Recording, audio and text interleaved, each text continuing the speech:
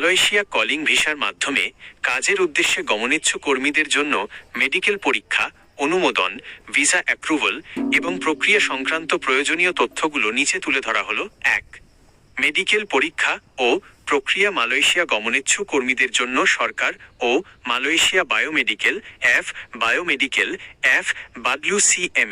স্বীকৃত মেডিকেল সেন্টারে স্বাস্থ্য পরীক্ষা করা বাধ্যতামূলক। মেডিকেল শুরুর নিয়ম: বাংলাদেশ সরকার ও মালয়েশিয়া সরকার কর্তৃক অনুমোদিত রিক্রুটিং এজেন্সির মাধ্যমে রেজিস্ট্রেশন ও টোকেন সংগ্রহ করে নির্ধারিত বায়োমেডিকেল বা গামকা কেন্দ্র থেকে পরীক্ষা সম্পন্ন করতে হয়। মেডিকেল টেস্ট সমূহ: রক্ত পরীক্ষা, HIV, হেপাটাইটিস বি ও সি, সিফিলিস, হিমোগ্লোবিন এবং ড্রাগ টেস্ট।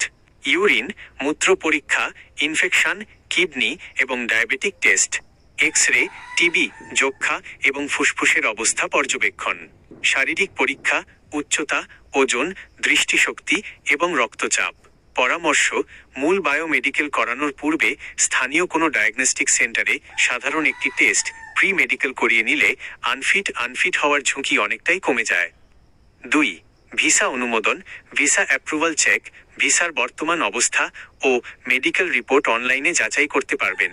মেডিকেল ফিটনেস যাচাই: FWCMS পোর্টালে গিয়ে পাসপোর্ট নম্বর ও মেডিকেল টোকেন নাম্বার দিয়ে মেডিকেল স্ট্যাটাস চেক করতে পারবেন।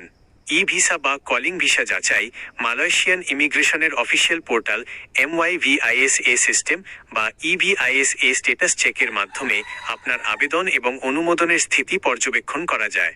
3.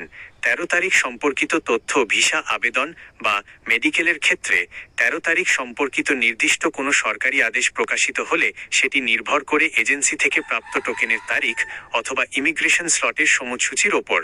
আপনার এজেন্সির দেওয়া স্লট বা টোকেনের তারিখ নিশ্চিত করতে সরাসরি বায়োমেডিকেল সেন্টারে নির্ধারিত তারিখে উপস্থিত হতে হবে।